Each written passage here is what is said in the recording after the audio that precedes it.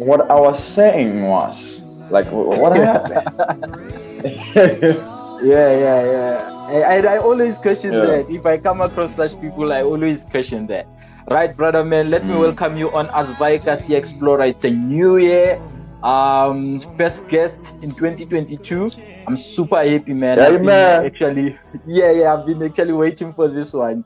Because I feel like these are like, these topics are so fundamental for the lives of young people, and they will help us to actually get familiar with our identity. So I've been very curious, especially having you here.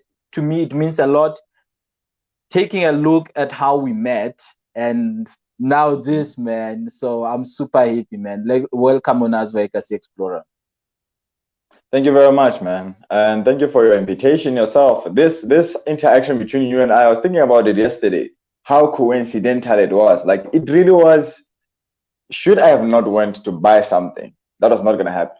Or if I came too late, it was not going to happen. So it just happened like that, and then we look at how far it went. It's Yeah. sometimes luck strikes us when we least expect it. So I'm also glad that I'm here and I've met the likes of you. It really is inspiring to some extent, to know that you are not the only person seeking the right path, let's say.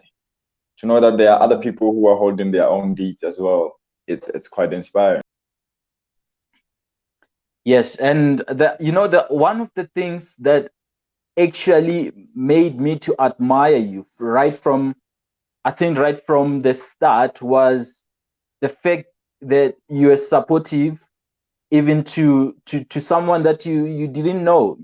I concluded that your world no strangers, because I was just a person, man, trying to do what I was doing. So in my mind I was like, I so wish many entrepreneurs can come across this guy, and I so wish you can grow in whatever that you are doing, so that you get to have the ability and the flexibility to actually help people, or maybe reach people the way you want to reach them. True. Yeah, Yeah, so and yeah. you can go ahead, so. Yeah, so I'm super excited, man, and I just cannot get enough of you. So guys, today we're talking about character and talking about wellness with Lucky. You'll remember Lucky, as mentioned on his bio, that he was on the top five, the Free State in academics. He's an academic, he's a philosopher, he's a leader. And today we're having him here. He's going to help us to discuss these subjects into details. Brother man, Mhm. before we get to the conclusion, or maybe to the current state of your life, I want us to take it back, man. I want us to take it back when you're growing up. How was it growing up for you in the streets of Kwakwa Okay. and wellness? Back on studio with Lucky. So, brother man, are we good? We're good. Everything is set, sir. All right, yes, we can just resume from the question. Take me back, man. How was it for you growing up in the streets of Kwakwa? All right. First of all, Togo is very diverse, you see. People usually think that when they talk about Kwakwa, it's one big village, but it's a huge area. So you can think of it like Bloemfontein, for an example. Like we have Kasis, we have suburbs, and all kinds of things like this. So it's almost the same thing there. So I'm from the village part of Kwakwa, you see. So this is quite literally somewhere close to the border of Lesotho. So I can literally walk to Lesotho if I have the will to go there. And it's a now it's expanding, but by the time I was born, it was very small, and it wasn't long after what's this? Democracy was established in South Africa, you see. So people were still having they were at the beginning stages of building their own civilization, let's say. So I was born in a mud house. I grew up with a single mother. I never knew the father, you see. So I grew up under my grandfather as the father figure. And so I was born back in 96, very old man. Do not let the looks deceive you. So um, I pretty much all my life I've grown under those two parties, my mother and my grandfather, you see. And my mother had me very early on in when she was 20 years of age, you see. So I can't really put a testament on her parenting skills. I don't know. She also passed away when I was 8. So I grew up and I attended a school called Tesing. Well, as is the case with most primaries that are public, it was a lot of playing more than it is about school. So I really pretty much didn't take care of my academics pretty much. As to how I passed each grade, I cannot tell you right now. But I succeeded to be up until grade 2. I think then I lost my mother when I was 8 in grade 2. Then I had to move. I moved to Mpumalanga for 2 years, and then I came back. And when I came back after 2 years, and I stayed again with my grandfather, and he would teach me. He's a mechanic, you see. So he particularly he deals with coal stoves. I don't know if you know of any of these, the coal stoves. Do you know any? No, I don't know about. Yeah. So he is and was more so then than he is now, coal stove mechanic. So each and every child boy from our house had to learn how to use their own hands, like using tools pretty much. So I grew up in a handy family and with a bunch of people. First, it was more girls, and then my sisters grew up and got married, went their own ways. And then the second generation, which was led by me necessarily, it was more boys now. So from the age of, I think, 15, there were many boys at home. So there was ample people to help with the handiwork. So grew up in those conditions. Necessary. There was no one who was working except for him, my grandfather, and it wasn't necessary. He was self-employed, let's say, and being coming from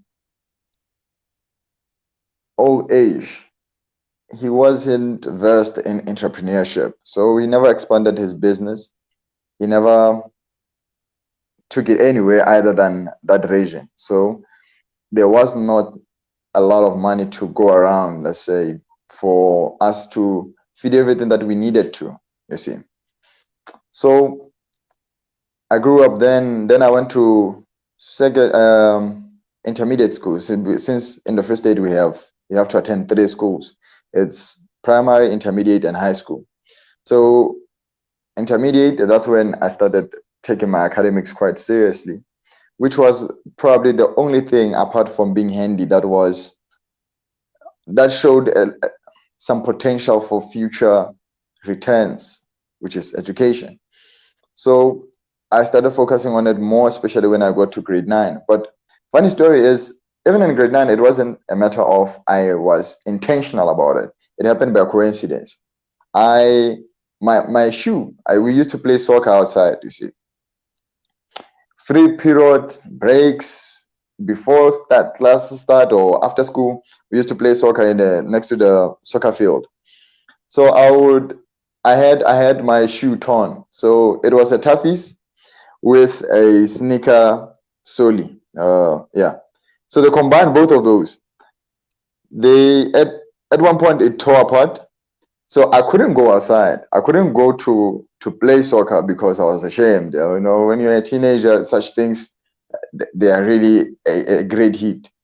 So I'm like, no, I'm not gonna go outside. So then the only thing that made sense to stay behind when everyone was going to break and enjoying themselves was I'm studying, you see. So I pretended to be studying so that they don't get to ask me why am I not coming to play soccer and all kinds of things like that.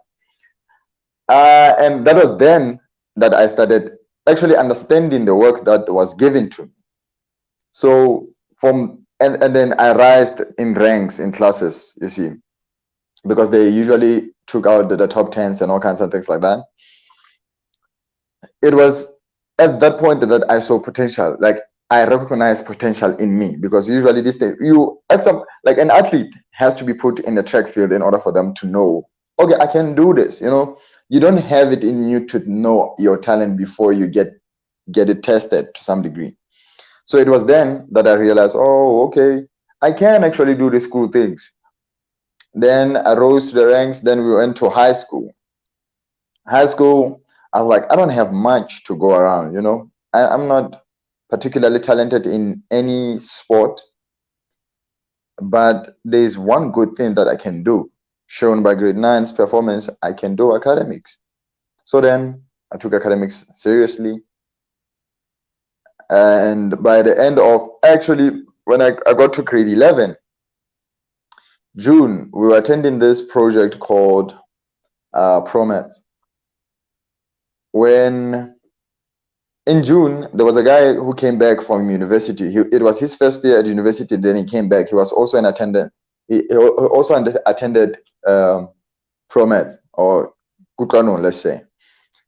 He was one of the brightest students there. So he came back. He was coming from UCT. He was doing actuarial sciences. He came back and spoke to matriculants first. Then he spoke to the grade 11s and grade 10s. So when he spoke to us, he advised one advice that completely changed my life. Is he said we should practice speaking English. As simple as that is, but he emphasized that thing like you get to university, it's gonna be hard. If you're intended to get to university, it's gonna be hard for you to prosper in any direction if you don't know English. The medium of discussion is English in class and off class. So you need to practice speaking English. My English was not like this. It was absolutely broken, I promise you that much. So I started trying to speak English in an all Sutu high school. Even our English was taught in Sutu, but I forced myself to speak English. So I forced myself to speak English.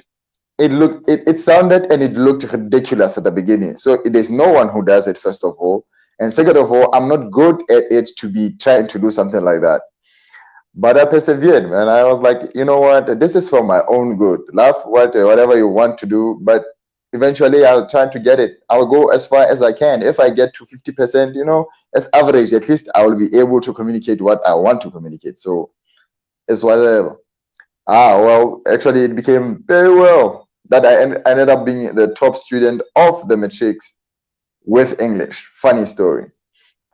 So I get to matric, my performance is up there, and with the help of something called IBP, it has its base there in South Campus of the University of Free State.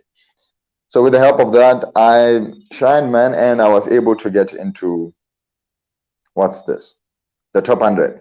The conditions at home didn't change much. Like all these years, it was a matter of survive. Like get 10 rand nyana for cabbage, 20 rand nyana for potatoes, all that.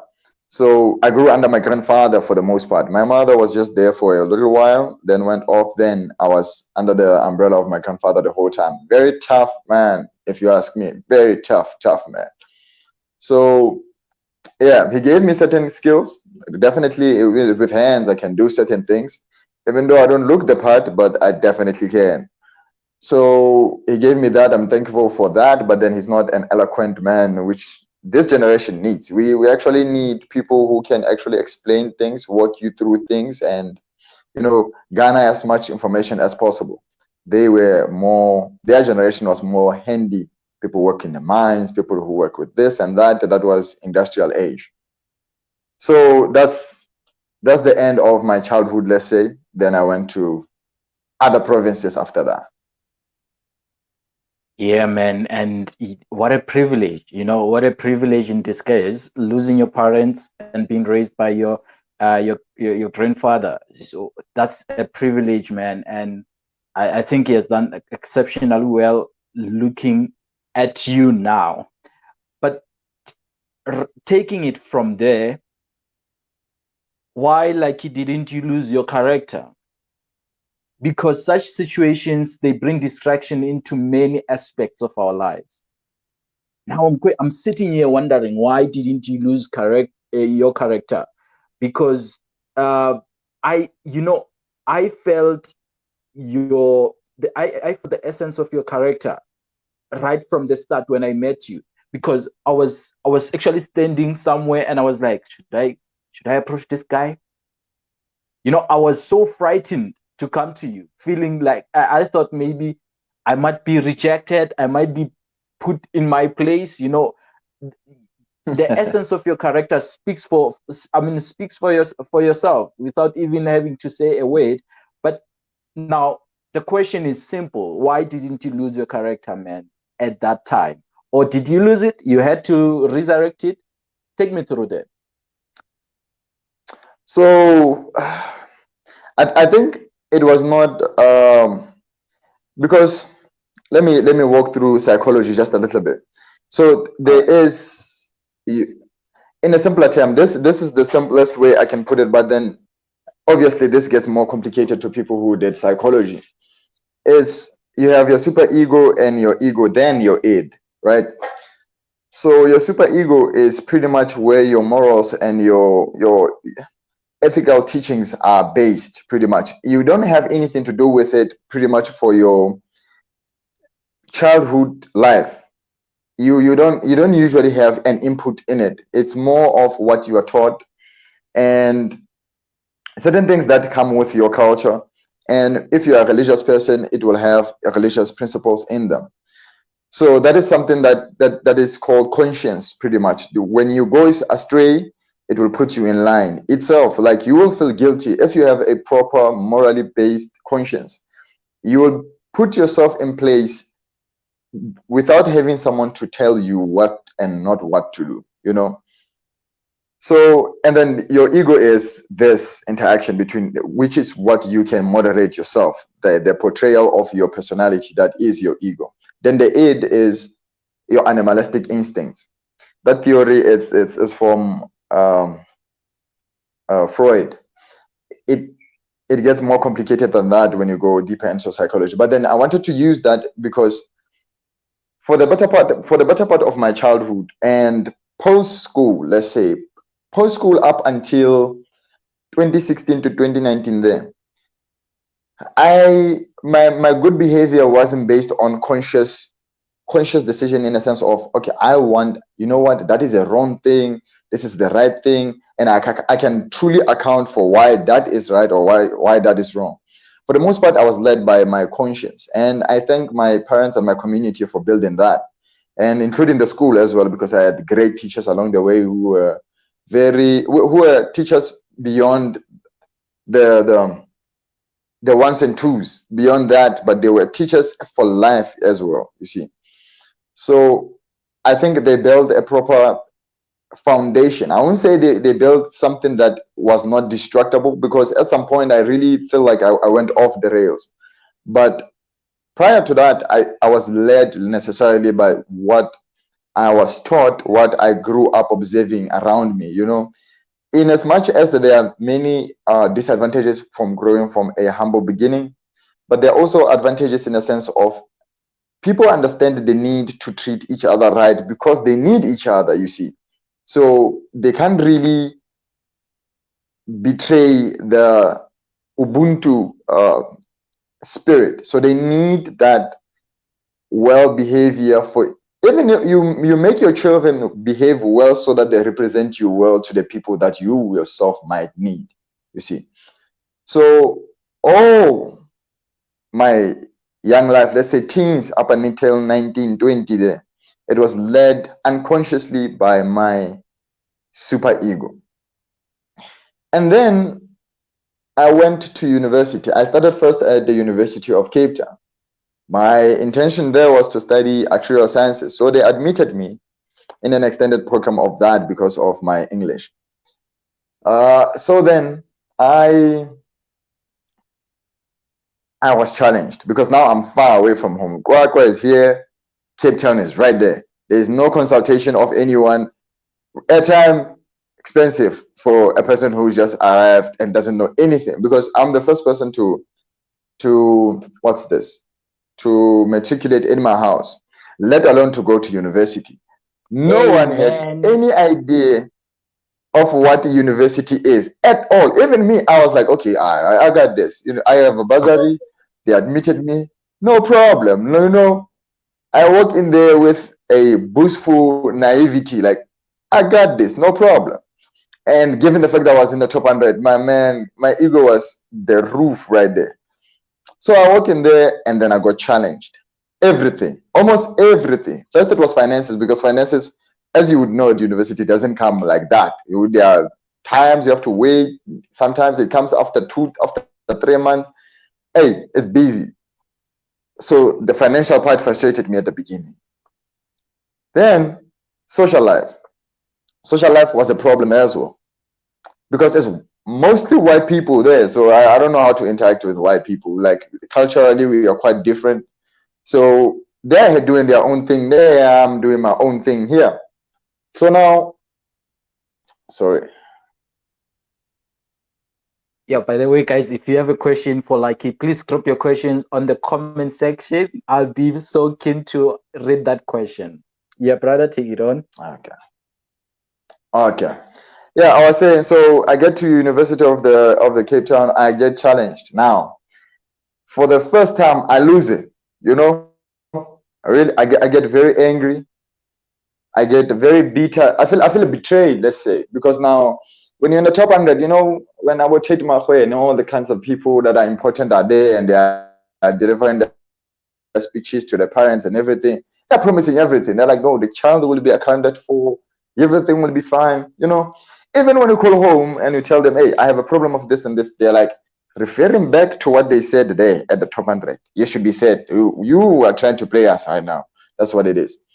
So I'm like, hey, I feel betrayed, you know, and I'm contemplating dropping out now. One of the Amen. most difficult decision you'll ever come across, more especially if this is your first time ever doing it. So I'm like, I don't know, man. I don't feel like I'll survive in here. You know, it's far. I don't have anything. So I speak to some of my friends that I went there with. I think I had four of them. You know, they're also busy. They're also first years. They're also dealing with their own problems. So I decided around March, May. I don't remember properly in which month that was. I dropped out. You know, and by the time I dropped out, like I had to change. Like by the time I dropped out, I was a completely different person than I was because, you know, peeling off the layer of naivety is not a very pleasant experience. So when it was peeled, I was a very bitter, I was very sad, I was very angry person. Like my eyes were pretty much red almost all the time. You would swear to God I was doing drugs or something like this. Even me, I don't understand how come they were like that, you know. And then I went home. When I Wait, go man. home, I'm more stubborn now. Uh-huh. Wait, brother. Let me hike. So now you drop out. Yes. What informed this decision? Or you're just like, this is overwhelming. Let me just cool off. Or you had to consult with people. What was happening with your, not mind, but what was happening in your emotions, man? Like, tell me about the conflict you have of emotions and psychology, because I sort of have a sense that your mind would tell you certain things and your emotions would tell you certain things. I also assume that that must have been a terrible experience, man. I need you to go in details. The Okay. process of dropping out. So mhm. So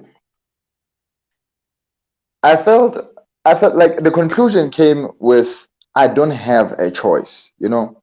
It was a matter of feeling that the how am I gonna survive the whole entire year if at this because I've arrived there I think February, I think. Yeah. And when I arrived, I didn't have residence and all kinds of things like that. I was already having a problem. And I arrived there, I was having 200 in my pocket. So coming from where I'm coming from, 200 was a lot. Yeah, that was actually the first time I actually had that was actually the first time I had 200 ever Ish, in my man. life. So I'm like, this is a lot of money. Like I'm rich, you know. This university life is gonna be amazing. So they put us in emergency res when we arrived. Those friends of mine, they arrived before me and they already have residences. So we would meet in the street sometimes. But on that first night, there was a very tall guy. I think he was one of the seniors there, you see. Because he looked very chill. Like he looked like he knew what was happening. So that's how he drives me to the emergency house. And then they say, whenever I need to go to the shops, I can tell them, blah, blah, blah. So this tall guy is one of the screw guys before screw was in fashion like that. So he has dreadlocks and all kinds of things like that, short pen, you know, they're smoking weed and all kinds of things like this. So we're having mattresses in one room. Guys, this room, guys, girls, the other side. We're talking, they're discussing how much each one is. I mean, how much do you have? I'm like, I have 200, like confidently so. I'm like, I have 200. Hey, this guy looks at me, is like, only that? I'm like, yeah. Confidence still. Like, there's nothing that shakes my confidence at this point. I got money. I got guap, man. And there's nothing So wrong. there's nothing wrong. This guy says, hey, man, that is nothing here. Your parents That's don't like you. Hey, that stopped me in it. my tracks right there. Kept quiet straight. Um, I didn't ask questions. I didn't say anything. I just heard him. Like when he spoke about it, like I heard him. Like there was no need. Like his voice and sincerity was emphasis enough for me to like, okay, I get it.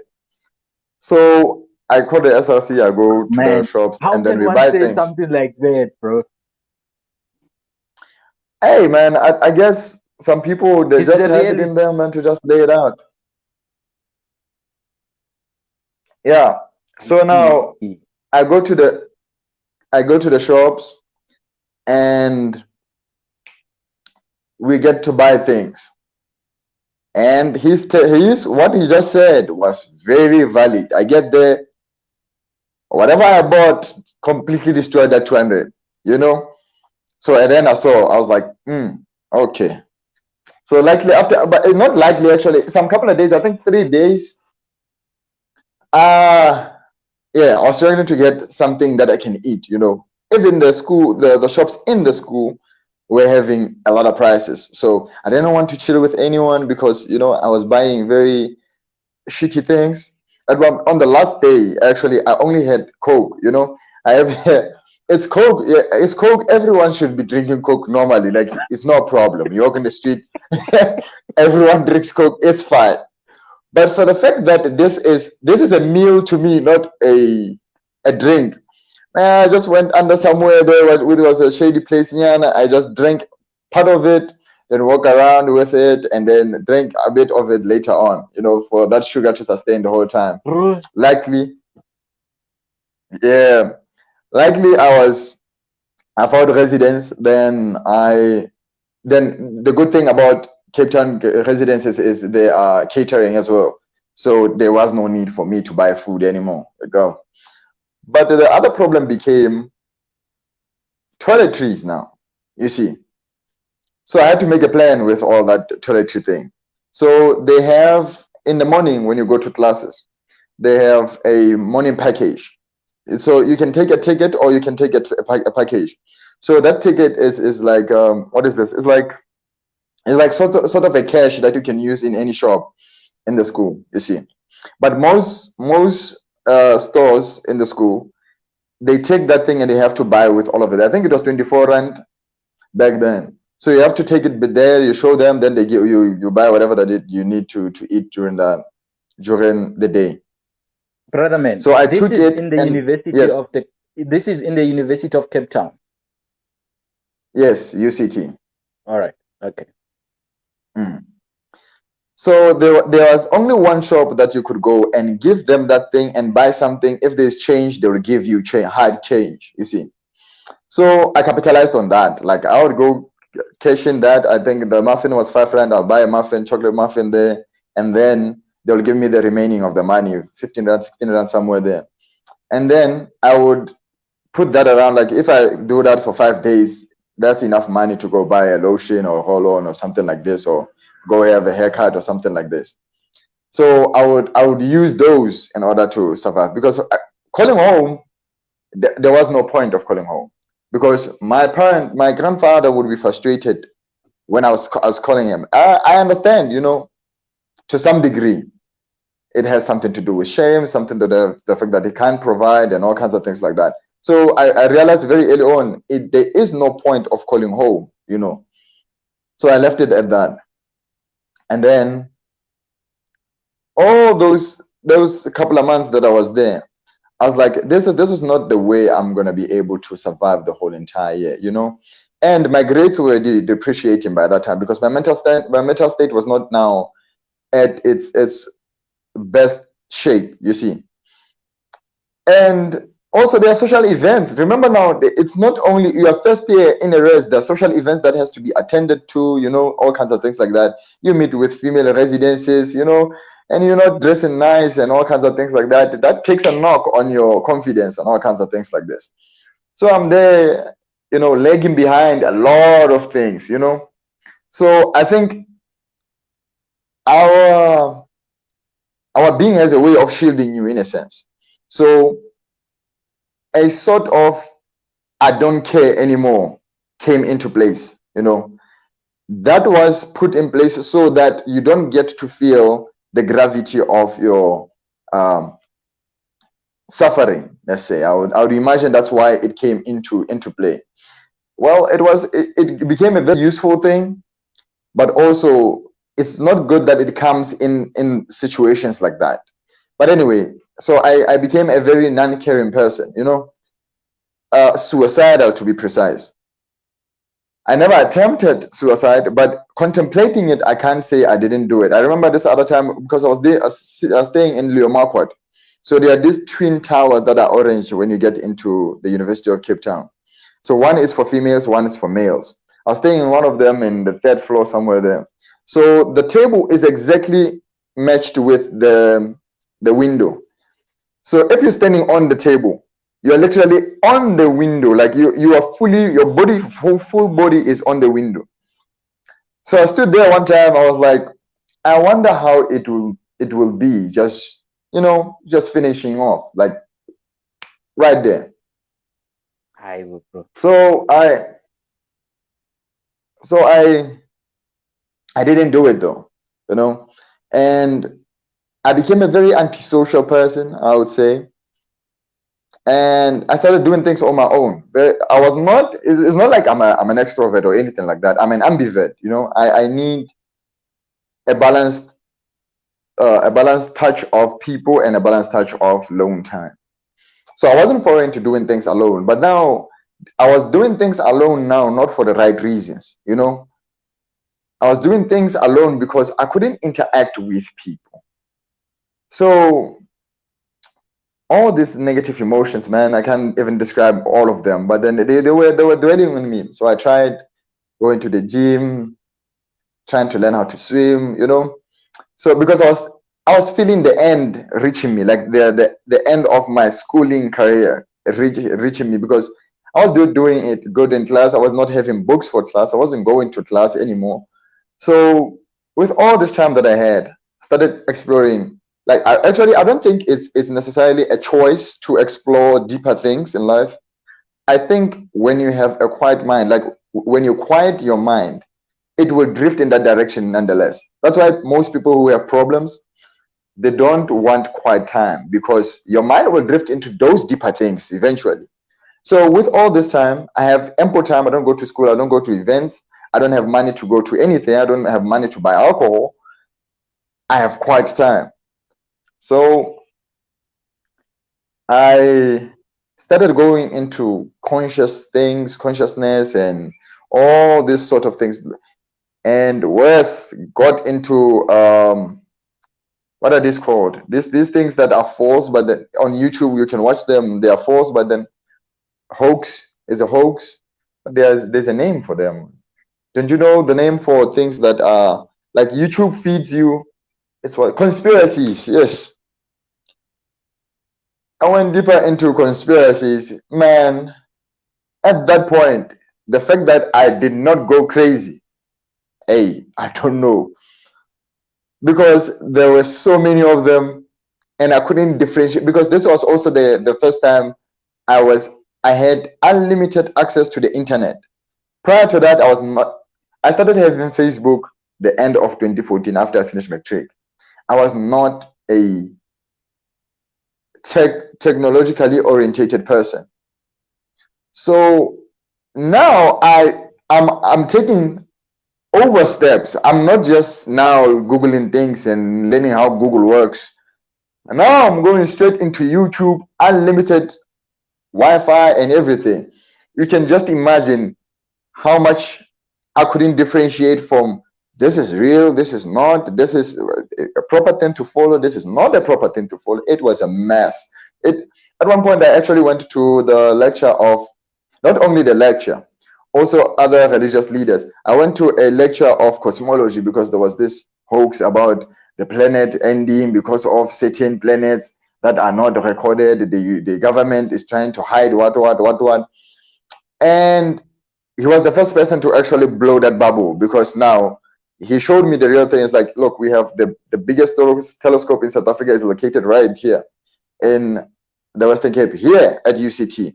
If you want to confirm this thing, we can actually go there. But trust and believe, these things are not real. Then he Googled on the side, they showed me all the type of ways to falsify that information. Then I was convinced.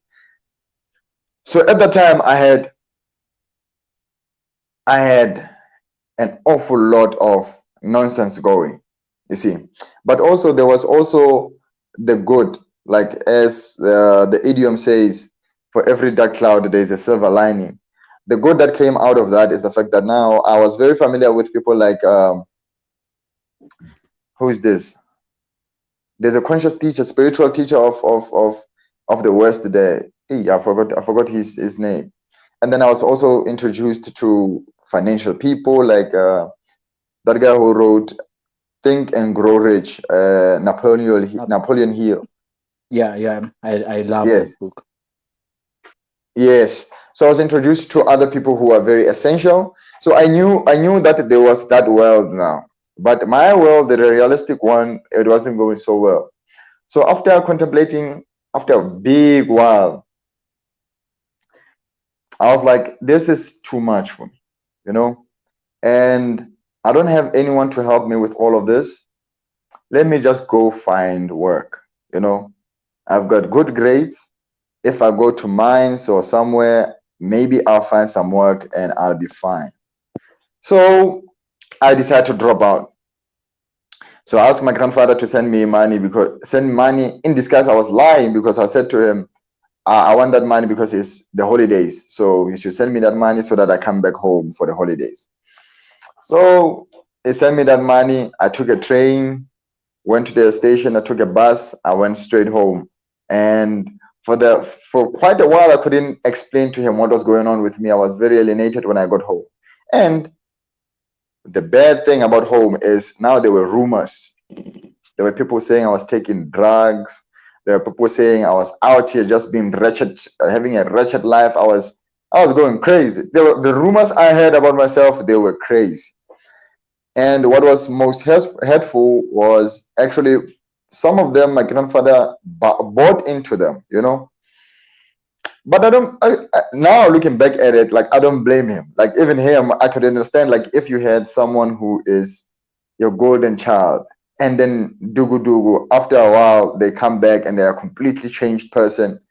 They are very stubborn, you know. Their eyes are always red, you know. Is very always moody and all kinds of things like that. Is alienated. Even you might believe, okay, there is something about this child, you know. Definitely there's something. Even my younger brother actually commented on the fact that I changed. He actually explicitly just said it in front of everyone. It's like, you changed, you know. And at the time I didn't care. I really didn't. And it was such a bad time for me, that even when I went to my previous high school, there was a teacher there who was like a mother to me, Hlatshwayo, you see. I was quite disrespectful. This is at the point where I think I lost it. This character thing. This is at the point where I think it was at this time that it actually broken down. You see, in chemistry there is in reactions, I think, yeah. When you deal with reactions, there's a point where first they are reactants, they have their own structures, then they have um, activation complex. So the bell curve like this. So at the top, everything just breaks into particles. Like that structure that we had at the beginning is just broken. So that was where my personality was at the point of transformation. But at that point, I lost everything. I was unidentifiable. Even myself, I cannot describe to you what I was. You see, very unpredictable, and it was a very chaotic state. So then I had to try to rebuild it in a sense. I tried to rebuild it after that, but there was no guiding force. You see, the only thing that made me try to build it is time away from the environment of the university. And when I was looking for the job, now I was in the real world. You see, university has this test tube feeling, like you are in a lab, like you are in a closed system. It's like a social experiment of some sort. Like you are very secluded from certain things. The harshness of the world that doesn't really have a true touch on you, because there are certain people who will still feel for you here and there. So now I went to the real world. I stayed with where my sister stayed with the husband. The husband was a drunkard, still is, and is in Gauteng there in Orange Farm. They had a shack nyana next to their house. It was smaller nyana houses. The 2 rooms nyana of theirs next door. It was a shack, very not in good conditions. But then it had a bed, and I needed somewhere to shelter. So I stayed in there for a while. Hey man, let me tell you about the shack. A shack is hot. You cannot wake up beyond 9 o'clock. Like 9 o'clock is the cap. You can't wake up even further than that. You'll burn in there. Okay, so I stayed in there, and it was then that I realized how hard life can be. I was trying to find work at ArcelorMittal. I don't know if you know what ArcelorMittal is. There's a No, no, company I there don't. that rivals. Yeah, there's a company. It has bursaries as well. There's a buzz. There's a. It's there in Gauteng. It rivals Sasol with mining and all those production of those kind of products. So I was trying to find work there, and I went to Sasol as well, all kinds of things like that, man. And I had to learn how to do CVs, had to learn how to negotiate. At this time, I'm 20 years, no, 19 actually. It was just the same year as I dropped out. I know nothing about the world. Like I really don't know. I nothing, you know. So I'm watching people go about their lives. I'm seeing very sad stories. Like people who walked exactly where I walked and never did anything, and where it ended up 2, 3 decades later. It really hits me, man. It really is hitting me very hard. But I'm meeting new other people. Gauteng has a very fast life and all kinds of things like that. I meet people my age who also dropped out or who are still going to university, matriculants, all kinds of things like that. They keep me balanced to some degree, that I don't fall into the depressive state. But I realize, man, like it's absolutely a man. If you don't get your cards right, hey, it might get, but it's fine. I'm not able to read the whole spectrum of that thing, of the experience properly. Like now, reflecting back, I can truly see how much I was experiencing. But then it was just going through life, and it was rushed and with pain and many confusing things. It's fine. Then that project that I told you that helped me pass well, that is located in South Campus. They call me. They're like, Emana, we heard that you dropped out of university. What happened? I tell them sorry what happened. They're like, listen, we'll try to fight your way back into university. Come back. Come back from wherever you are. We'll go to university. You'll meet a psychologist first, just to check if everything is still in one place there upstairs. And then do a personality check and all kinds of things like that. Then we can move into finding you space in the university. Then we can see if we're going to talk to the department again to refund you. I'm like, yeah, the way things are going, I will go with definitely that. I will take that. Thank you very much. So I move from there. I go back to Bloom. I come here.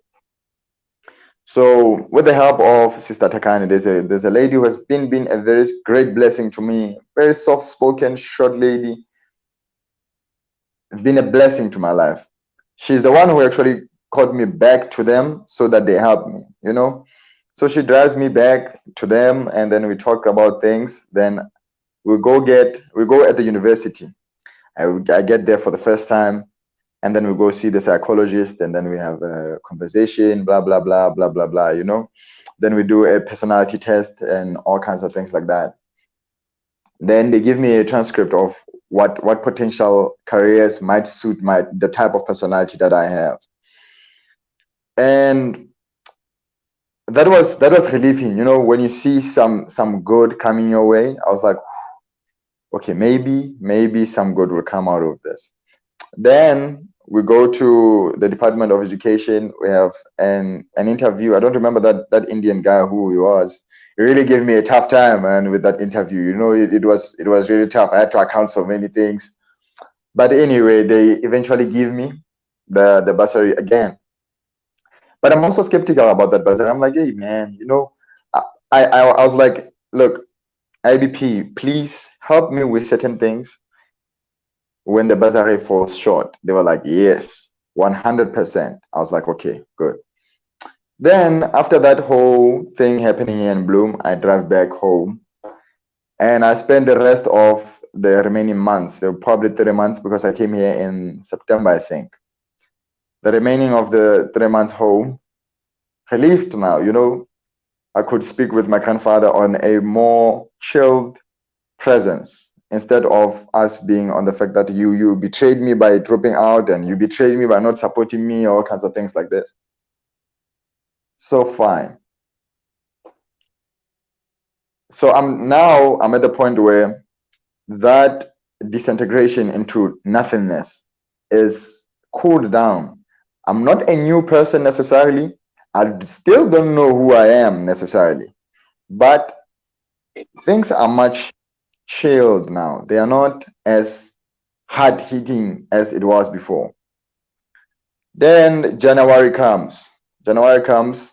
So the very same people, they take me from station, they drive me to. I'm having a lot of bags. I don't have one of those big bags that can put everything. So I'm having smaller kind of briefcases. There are so many of them. They're like this way, this way.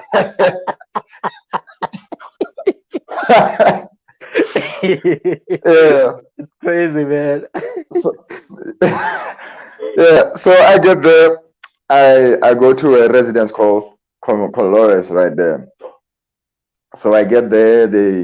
I was attended very friendly, you know, and they have PT mentors that you know you also has those kind of things. So I get there. They were treating me very nice, you know. Hey man, I'm happy. I'm grateful. You see now, the level of the manner in which I attended you. Like I usually attend everyone like that before anything goes. Like I attend to you with certain level of humility, you know. And seeing, yes. So with that, what was happening? They attended to me like that, and that was very soothing in a sense that I'm coming from this boiling stage, and here are these people attending to me like a human being, like in a loving, caring way, like genuinely, you know. And I was happy, me truly speaking, you know. So then I walked in. I struggled for the few months. IBP helped me here and there, but they also struggled because of their finances as well, because they are financed by the department as well. So the department delayed their money. They couldn't help me, and the department was delaying my money. Then couldn't have, you know. So at the beginning, everything was going just fine. Like, you know, I was meeting very interesting people, made good friends, man. I won't lie. The experience was nice. Started learning how to sing Gweju. We're having all this. outspoken. It was now in a community of black people. It isn't bad to be in a community of white people, but then the familiarity of our cultures. Now I'm not quite distant. I know how to interact with you because we have Yeah. some basis of similarity in our cultures. So I'm And here then is just to just to intrude with this funny experience. I know where you're coming from when you say there's actually it's actually difficult to interact with white people. It takes some mm, time, man. It's something that I know, it took me even more time to understand because they it's like they are living on another planet. I understand where you're mm, coming from. And you know, every time when I have a meeting with maybe a white person, it reminds me that yeah, we're different. So I understand where you're mm, coming from. mm. You can continue. Yeah, yeah. Yeah. You're now with your All black right. brothers home. Yeah. So I'm here, man. I meet these guys. Um, very very assertive people. Like right there, man. Like on your face, and they're proud of themselves and all kinds of things like this. They have African hair like yours. I'm like, this Yeah. is this is lit. First day I Yeah. arrived there, we're having a cycle there. We are all shy, yeah, to some level. But then I'm not shy anymore because I already have university experience. So I'm having a certain level of understanding of, okay, this probably is gonna play out this way. See these young people who are very shy and all reserved, their hands behind their head bowed and all kinds of things. Me, I'm having the time of my life right here. I'm laughing, I'm all kinds of things like this. Yeah, yeah. So uh I remember next to me, the first person was to stand next to me, who was a senior, was Leighton. So he comes and breaks me, and another first day was standing next to me, breaks me and comes and hugs both of us like that. He's a very tall man, comes, hugs both of us, and it was like, yeah, I'm that guy. I'm that guy. I'm one of those people. Yeah, me, I'm laughing. I'm enjoying the whole entire experience. They move into the center. They start singing these songs. I'm jamming to songs that I don't know. Never been a person who sings those kind of songs. I'm jamming there. We are like, yeah, stomping. We are jumping. We are doing steps. We are doing what. Yeah. So for the past few, what's this, months, let's say January, February, there, it was going quite well. But then the same thing that happened in UCT happens again. I don't get no funding early enough. I don't get no books and all kinds of things like that. So now I try to No. compromise. I try to bother other people. Hey, man, can you borrow me books or something like this and all that? But then I still don't have the strength of character enough to sustain such a thing. You know. So when people act bothered, it affects me as well. I'm like, you know what? Hey, let me leave this person with their thing. Yeah, Now yeah. they will end up saying they're failing because of me and all kinds of things like that. Hey, it gets to me to a certain extent. I got a friend called Awanda there by a very coming from a wealthy family. Get that one. So we made a very good duo. Let's say he would cater for me here and there with food and all kinds of things like this. But school wise, I wasn't doing that well, and I was doing physics and engineering now this time around. That thing is absolutely difficult to see.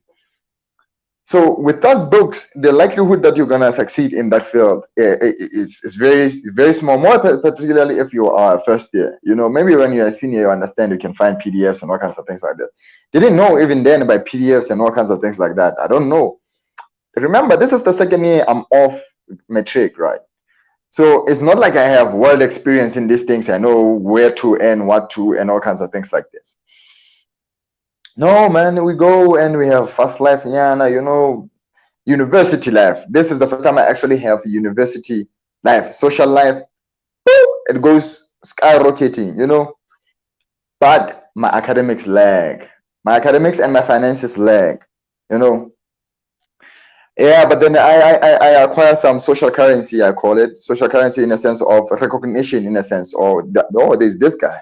You know, we go and grow up, Nyana. We attend some strikes and all that. 2016 fees must fall happens. when that happens, actually it started with Rhodes Must Fall, right? When Rhodes Must Fall Yeah, was yeah. happening, I was in Cape Town. I was amongst those people who were doing that, but I didn't care. I didn't know what was it. I was actually not with the group of comrades. I was more with the group of churchgoers. So when we went there, we were going to pray, not to Zawalas and all kinds of things like this. So now, this time around, now we are Zabalazi. From singing in res, now we are Zabalazi. Because all our leaders there in res, they were in the forefront as well. That was the first time I got in touch with political arena. So it's a big thing there, it's a big experience of university to be political in some way. When you are a female, you're more likely to be touched by feminism. If you are male, you're more likely to fall into the comrade socialistic route of Pan-Africanism and all kinds of things like this. So this is the first time I get into experience these kind of things. EFF comes in full force when Fismas 4 hits the ground. We are in with the red beret and everything. Mind you, You are now I'm there. still on the part. I'm there. I'm there, man. We are singing Here Zania. We are amongst. Now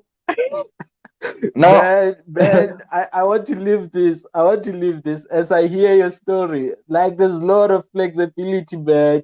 I feel like you're forced to be. By the way, guys, if you have any question for Lucky, please drop your question. I'll be keen to read that question. And all the comments that are there, I'm going to attend them very quickly. Yeah, you all can right. continue. You'll You tell now you Zabalazi. yes, you'll tell me when you need to interject with the questions or comment in case that comes in. Because I'll go in length. This is a whole life experience. This is a long thing. Yeah, yeah. So Go, now, man, go crazy. okay. So now we are Zabalazi now. Right. Aye. Right in the forefront, Chief. Hey, actually, when that thing of the rugby fields was happening, it was the trigger. That was one of the triggers of going into the Fist Must Fall and all kinds of things like this. Hey man, it is chaotic. We are going to Unilovs and all kinds of things like this. Interesting times to me. Interesting. Very, yeah. It's gripping. Okay, sharp. But tell me, during that And moment, I don't know mm, if you're gonna get to this point. I don't know if you're gonna get this point to this point. mm, During the riots of Fismas Fall, uh, did it perhaps reach your mind that I can actually relate with this march? I can actually relate with this movement. I mean, looking at your situation, was it something that mm. hit home? Yes, yes. It actually did relate. You see, because now, uh, but it's now that I'm at the state that I am. It's complicated. I don't look at that situation the same. But because of the experience I was feeling at that time, it looked like, and it is still a good decision to have matched with all of that. It was really something that I needed because if the fees go, that means my financial troubles, boom, they're gone. You see, so why not? We are doing this. We must do this. So we are there writing and all kinds of things like that. But I won't lie. At that time it wasn't for me at the beginning of it because it subsided, right? It didn't happen the whole entire year. It happened for for a section of time, and then they closed. They said people should study at home and all kinds of things like this. Then it killed the momentum of that whole thing. So at the time it was happening, it was more of I'm in a revolution more than I understand why we have to do this. After a certain while, we have to cut it and go back to our academics and all that. No, man, I felt like I was, what is that Cuban revolutionary guy? Castro. Felt like I was Fidel Castro right now. We are bringing change, you know. So it played right into what is called the messianic state of young people, because young people have this thing of I can change the world. It's a good thing, and that went right straight into it because that thing actually the feast must.